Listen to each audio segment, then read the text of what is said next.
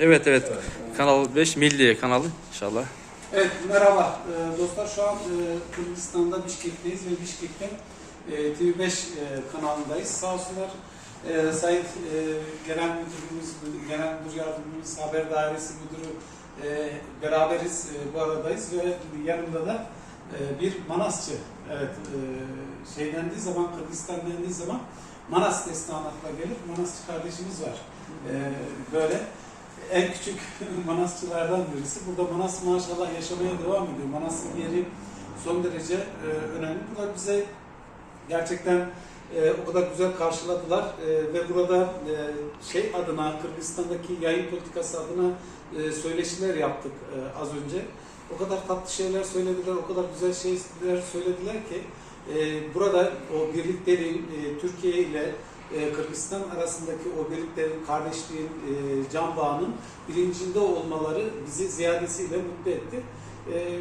Dedik taşlandıralım. Neyle taşlandıralım? Bir Manas dinleyelim. Öyle muhabbet taşlandıralım dedik. Buyur kardeşim. Çok güzel.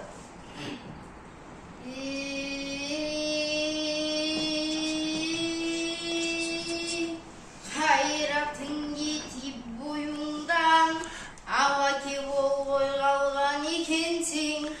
Kalmaktardan kavucip avaki boy kalgan ikensin.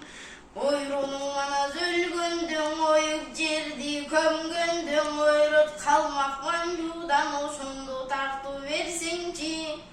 Kıranın ana zölgöndün, kap kaçul kap kömgöndü, kızılın öçübünündün, kıyın gündü görgöndün, oşundu tartı versinci. Mından görü kava keva tırmanas geldidir, timeli vatanın eli versin çine.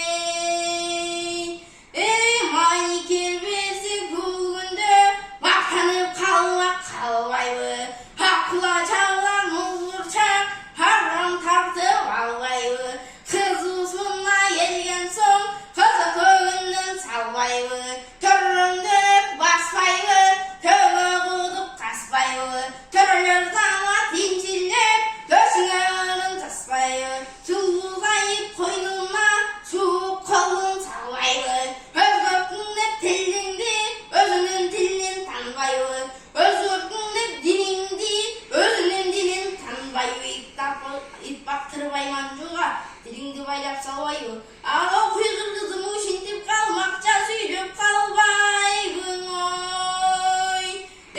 Gülbün gündüy turganda, gülük tuğan tip yerreyin, küçüğün eyken budamız, bugün gürpülleşip kırreyin, haydi onlayday turganda, argımakkan tip verreyin, algan eyken budamız, bugün al burraşıp kırreyin, hayır kız çocukun düşün acan jetsin ölüyün, jigit birin koldusun dini kanın tögüyün, kaçkıla varın yolundan kalmaktı öttep geleyin, uşu turgan kapırdın, bugün ben kalkımın jergin atögüyün oy. Hep Bali.